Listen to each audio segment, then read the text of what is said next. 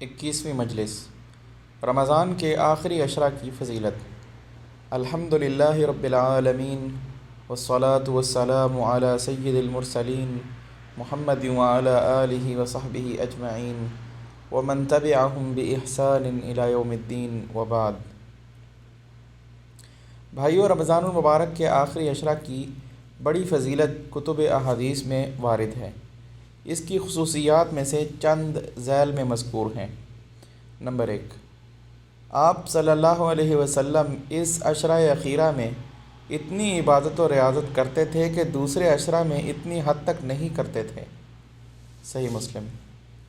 واضح رہے کہ عبادت سے مراد ہر طرح کی عبادت ہے، خواہ صلاۃ ہو یا زکوٰۃ، تلاوت قرآن ہو یا ذکر و اذکار۔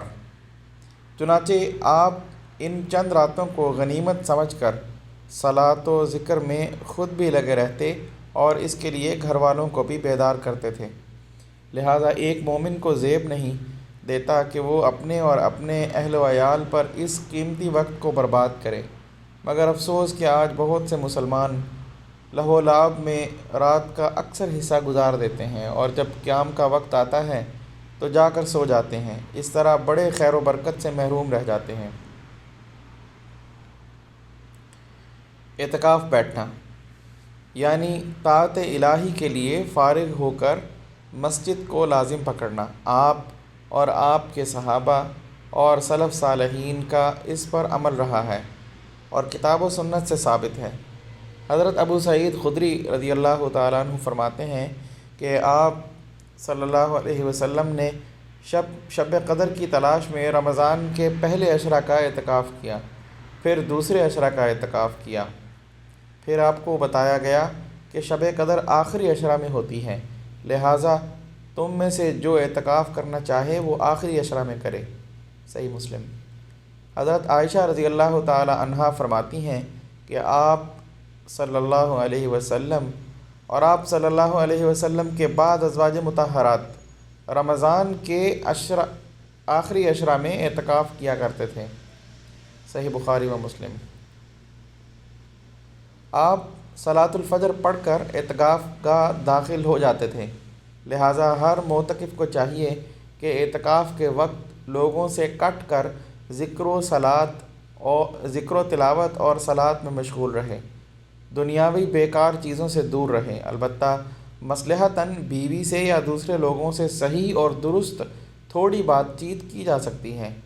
حضرت صفیہ رضی اللہ تعالی عنہا فرماتی ہیں کہ آپ صلی اللہ علیہ وسلم اعتکاف میں ہوتے، میں رات میں زیارت کے لیے آتی، کچھ دیر بات چیت کر کے جب واپس ہوتی تو پلٹانے کے لیے کچھ دور آپ صلی اللہ علیہ وسلم بھی میرے ساتھ چلتے۔ بخاری و مسلم۔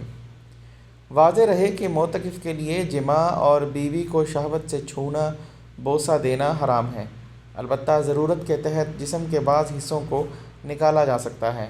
حضرت عائشہ رضی اللہ تعالی عنہا فرماتی ہیں کہ آپ حالت اعتکاف میں اپنا سر مسجد سے باہر نکالتے اور میں دھو دیتی تھی، حالانکہ میں حیض سے ہوتی تھی۔ الحدیث۔ علاوہ ازیں مسجد سے پورے جسم کو باہر نکالنے کی 3 صورتیں ہو سکتی ہیں۔ نمبر 1، انسانی ضروریات مثلاً پیشاب، پائخانہ، ضروری وضو اور غسل جنابت، کھانا پینا وغیرہ۔ اگر مسجد میں انتظام نہ ہو تو ان کی تکمیل کے لیے باہر نکلا جا سکتا ہے، لیکن اگر یہ سب چیزیں مسجد ہی کے اندر مہیا ہو سکیں تو مسجد سے باہر نہیں نکلنا چاہیے۔ نمبر 2، کسی مریض کی عیادت یا جنازہ میں شرکت جیسے غیر واجب کار خیر کے لیے نکلنا جائز نہیں ہے، لیکن اگر معتکف نے اعتکاف کرتے وقت ان دونوں باتوں کی شرط لگا رکھی ہو تو دریں صورت مسجد سے باہر نکلنے میں کوئی حرج نہیں ہے۔ نمبر 3، اعتکاف کے منافی مثلاً خرید و فروخت یا بیوی سے جماع وغیرہ چیزوں کے لیے نکلنے سے اعتکاف ختم ہو جائے گا، خواہ شرط لگا رکھی ہو یا نہ لگائی ہو۔ نمبر 4، اس آخری عشرہ کی ایک فضیلت یہ بھی ہے کہ اسی میں شب قدر پائی جاتی ہے، جس کی عبادت 1000 مہینے کی عبادت سے افضل قرار دی گئی ہے۔ الہی ہمیں دنیاوی اور اخروی صلاح کی توفیق مرحمت فرما اور ہماری اور ہمارے والدین اور تمام مسلمانوں کی اے ارحم الراحمین مغفرت فرما، آمین۔